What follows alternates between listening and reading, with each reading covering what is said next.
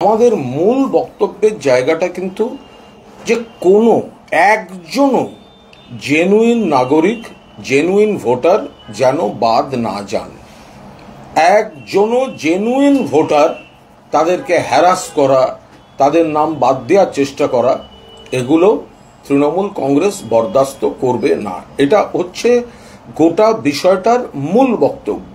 BJP যেটা করছে, এরা রাজ্যকে নানাভাবে ডিস্টার্ব করার চেষ্টা করেছে। টাকা বন্ধ করেছে, আবাসের টাকা, 100 দিনের টাকা, মোট বকেয়া টাকা বন্ধ করেছে, কখনো সেন্ট্রাল এজেন্সি দিয়ে তাণ্ডব করেছে, কখনো কেন্দ্রীয় নির্বাচন কমিশন দেখিয়েছে, কখনো কেন্দ্রীয় বাহিনী দেখিয়েছে। কোনোতেই কাজ হয়নি। বাংলার মানুষ মাথা উঁচু করে লড়াই করছেন। সেই জায়গায় এবার ভোটার লিস্ট তারা হাত দিচ্ছে। এর আগে আমরা মহারাষ্ট্র বা দিল্লিতে দেখেছি, অন্য রাজ্যের ভোটার লিস্ট থেকে কপি পেস্ট করে সেখানে বসিয়ে দিয়েছে। বাংলায় সুবিধা করতে পারেনি, মমতা ব্যানার্জি আপত্তি করেছেন। ফলে এখন এখানকার ভোটার লিস্টে কতখানি কারচুপি করা যায় সেই চেষ্টা এবং চক্রান্ত তারা করছে। ফলে আমাদের পরিষ্কার বক্তব্য, একজন জেনুইন ভোটারের গায়েও হাত দেওয়া যাবে না, একজন জেনুইন নাগরিকের গায়েও হাত দেওয়া যাবে না। বাকিটা সবিস্তারে মুখ্যমন্ত্রী যা বলেছেন, অভিষেক বন্দ্যোপাধ্যায় যা বলেছেন, সেই মতোই দল পরবর্তী পদক্ষেপ ভাববে। গোটা বিষয়টা দলের শীর্ষ নেতৃত্ব নজর রাখছেন। মমতা বন্দ্যোপাধ্যায় মাননীয় মুখ্যমন্ত্রী নজর রাখছেন, সর্বভারতীয় সাধারণ সম্পাদক অভিষেক বন্দ্যোপাধ্যায় নজর রাখছেন। ফলে বিজেপি যদি এই ভোটার লিস্ট কারচুপি করার খেলায় তারা বাড়াবাড়ি করে এবং জেনুইন ভোটারদের গায়ে হাত দিতে যায়, জেনুইন ভোটারদের বাদ দেওয়ার চক্রান্ত করতে যায়। আমরা বিহারে দেখেছি, এসআইআর থেকে মৃত বলে বাদ দিয়েছে, আর জলজান্ত লোকগুলো গিয়ে বলছে আমরা দাঁড়িয়ে রয়েছি, আমাদের নাম বাদ গেছে। বাংলা এসব জিনিস বরদাস্ত করা হবে না। একাংশ নির্বাচন কমিশনকে চিঠি দিয়ে বলেছে যে গুলশান কলোনি, আনন্দপুর, তারপর বন্দর এলাকা, সেখানে প্রশাসন এবং শাসক দলের একাংশ হুমকি দিচ্ছে, তারা নিরাপত্তা পেয়েছে। দেখুন, এই বিষয়ে কোনো মন্তব্য করব না, এটা প্রশাসনিক বিষয়। এবার সরকারি কর্মচারী বা এই কাঠামোর মধ্যে অন্য অনেক দলের লোকজন থাকেন, যারা অনেক আগে থেকে এই সব কাঠামোর মধ্যে ঢুকে বসে আছেন। তারা এখন রাজনৈতিক দৃষ্টিভঙ্গি থেকে বা রাজনৈতিক ইস্যু তৈরি করার জন্য তাদের পছন্দ করার দলের কথায় কখন কি করছেন সেগুলো তাদের ব্যাপার, বাকি প্রশাসন দেখছে। আমরা পরিষ্কার অবাধে যেখানে ইচ্ছা কাজ করা যাচ্ছে। তো ফলে অন্য রাজ্যে কি হয়েছে সেগুলো দেখুন না। তো এখন সাধারণ সরকারি কর্মচারী কাজ করতে গেলে তো ইন্দোরে কৈলাস বিজয়বর্গীয় ছেলে ক্রিকেট ব্যাট দিয়ে তাদের মারতে আসে, আবার এখানে তারা কেউ কেউ অন্য কথা বলছে। দুর্গাপুরের তো নির্যাতিতার যিনি সহপাঠী, তিনি অ্যারেস্ট হয়েছে 7 দিনের পুলিশ হেফাজত। আমরা তো প্রথম থেকে বলছি যে দুর্গাপুরে যে ঘটনা ঘটেছে বাজে ঘটনা। প্রথম দিন আমার পোস্ট দেখুন, পুলিশি তদন্তে আস্থা রাখুন। তা যারা এই উত্তেজনা তৈরি করেছিলেন, গণধর্ষণ, বাংলা নাকি নিরাপদ নয়, যারা কথায় কথায় বিবৃতি দিয়েছেন, বিক্ষোভ দেখিয়েছেন, সন্ধ্যাবেলা বসে জ্ঞান দিয়েছেন, তা তারা এবার দেখুন কি হচ্ছে। এবার তারা স্বীকার করুন যে গোটা ঘটনা তদন্তের আগেই সরকার বিরোধী উত্তেজনা তৈরি করাটা একটা ফ্যাশন হয়ে দাঁড়িয়েছে, তো এবার কি বলবেন? যেদিকে ঘটনা যাচ্ছে, আমি এখনো কোনো কনক্লুশনের কোনো মন্তব্য আমি তো করতে পারি না, তদন্ত চলছে। কিন্তু গণধর্ষণ নয়, স্পষ্ট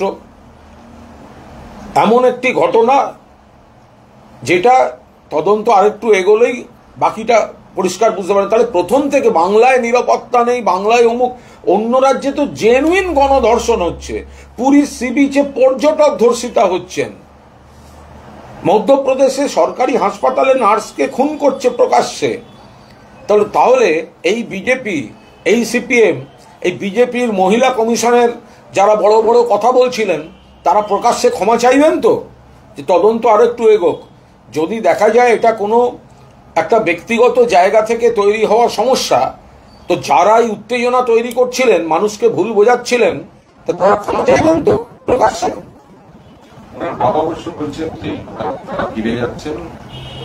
এখানে রাখতে চান, আমি সেটা তো তাদের ব্যাপার।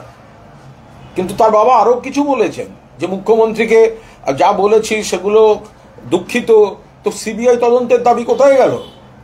যারা প্রথম থেকে বলছেন সিবিআই চাই সিবিআই চাই, যখনই তদন্তটায় আসল ঘটনা সামনে চলে আসছে তো তখন তো সিবিআই থেকেও সবাই সরে যাচ্ছেন। নির্যাতিতার বাবা, তার মেয়ের সঙ্গে একটা খারাপ ঘটনা ঘটেছে, তিনি হয়তো জানতেনও না, তার মেয়ে তো তাকে বলে হোস্টেল থেকে সই করে বন্ধুর সঙ্গে জঙ্গলে যায়নি। ফলে সে ভদ্রলোক নির্যাতিতার বাবা, তার কাছে গোটা ঘটনা শকিং। ফলে তার চিন্তা, উদ্বেগ, তিক্ত অভিজ্ঞতা থেকে তিনি কি বলছেন তার উপর আমরা কোনো কমেন্ট করতে পারি না। কিন্তু সবসময় ছেলে মেয়েরা যা করছে সেটা তার বাবা মা জানেন, সবসময় সেটা ভাবা তো ভুল। তিনি তো তার মেয়েকে পড়তেই পাঠিয়েছিলেন। এবার প্রথমে তিনি একটা খবর পেয়েছেন, তারপরে দেখছেন সর্ষের মধ্যে ভূত থাকলেও থাকতে পারে। ফলে তার একটা খারাপ জিনিস তৈরি হচ্ছে, সেটা সরকার বা পুলিশের প্রতি নয়। ধূপগুড়িতে শুভেন্দু অধিকারী গিয়েছিলেন গ্রামবাসীদের ত্রাণ বিলি করতে, কিন্তু কুশমারি এলাকায় দেখা গেল সেই ত্রাণ ফিরিয়ে দিচ্ছেন গ্রামবাসীরা, দিচ্ছেন না।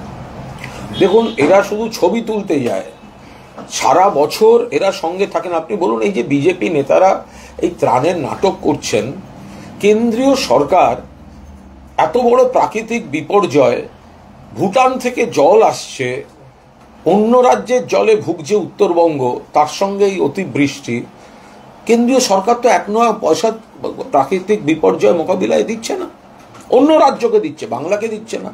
বাংলার বকেয়াগুলো তো এমনিই দিচ্ছিল না, প্রাকৃতিক বিপর্যয় দিচ্ছে না। তো বিজেপি নেতারা কেন্দ্রকে বলুন না যে বাংলাকে সেই টাকাটা দিতে, তার বদলে এই ছবিগুলো নাটকটা করতে যাচ্ছেন বলেই তো মানুষ বিরক্ত হচ্ছে। ওনারাই তো কেন্দ্রের শাসক দল, তো ওনারা কেন দাবি করছেন না যে ওখানকার কিছু মানুষ তো ওনাদেরও ভোট দিয়েছিল? তো যে কয়েকজন মানুষ ওনাদের ভোট দিয়েছিল তাদের মুখ চেয়েও তো বলা উচিত যে বিজেপি কেন্দ্রীয় সরকার পশ্চিমবঙ্গের বিপর্যয় মোকাবিলার টাকাটা দাও, সেটাও দিচ্ছে না। নিজেদের ব্যক্তি স্বার্থের সস্তা রাজনীতির প্রচারে ব্যবহার করছে। যেখানে মুখ্যমন্ত্রী মাটি কামড়ে পড়ে আছেন, রাজ্য সরকার, সরকারি প্রশাসন, পুলিশ, কাঠামো, তৃণমূল কংগ্রেস পুরো দস্তুর মানুষের পাশে আছে।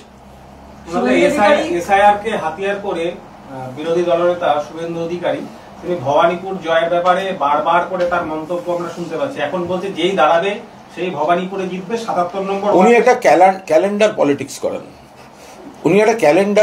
করেন, 20 সালে বলেছিলেন 21 সালে সরকার গড়বেন, হেরে গেছেন।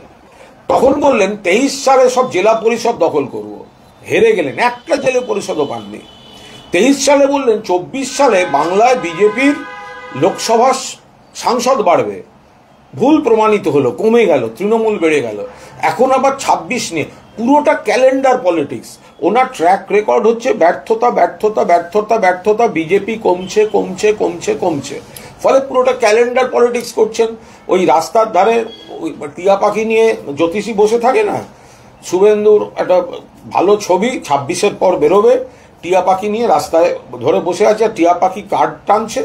তো উনি হচ্ছেন ফুটপাতের জ্যোতিষী, যেগুলো মিলবে না। শুভেন্দু অধিকারী আজ আবার বলেছেন যে উত্তরবঙ্গের এই পরিস্থিতির জন্য দায়ী তৃণমূল, কাঠ চুরি হচ্ছে, পাচার হচ্ছে, যে কারণে প্রাকৃতিক। আরে আজব ঘটনা। তাহলে ভুটানে কেন হয়েছে? ভালো কথা, তাহলে ভুটানে কেন? শুভেন্দু অধিকারী যদি বলেন যে উত্তরবঙ্গে যে বন্যা পরিস্থিতি তার জন্য তৃণমূল দায়ী, তাহলে সিকিমে কেন হয়েছে? তাহলে ভুটানে কেন হয়েছে? আচ্ছা, সিকিম ভুটান বাদ দিলাম, দিল্লির বুকে জল জমলো কেন? দিল্লি বাদ দিলাম। আহমেদাবাদ গুজরাটে জলে ভাসলো কেন? বাদ দিলাম। অমিত শাহের নরেন্দ্র মোদী স্মার্ট সিটি সুরাট ভেসে গেল কেন? তা একটা কথার তো মাপকাঠি থাকবে। প্রাকৃতিক বিপর্যয়, আচমকা বৃষ্টি, আর উল্টো দিক থেকে আরো উপরে যে জায়গাগুলো আছে সিকিম ভুটান, সেখান থেকে জল ছাড়ছে। বাঁধগুলোর সেই মতো বাঁধগুলোর সংস্কার হয় না, জল ধারণ ক্ষমতা কমে যাচ্ছে, উপচে এসে পশ্চিমবঙ্গে পড়ছে। পশ্চিমবঙ্গ তো একটু নিচের দিকে, তো তাই নিয়ে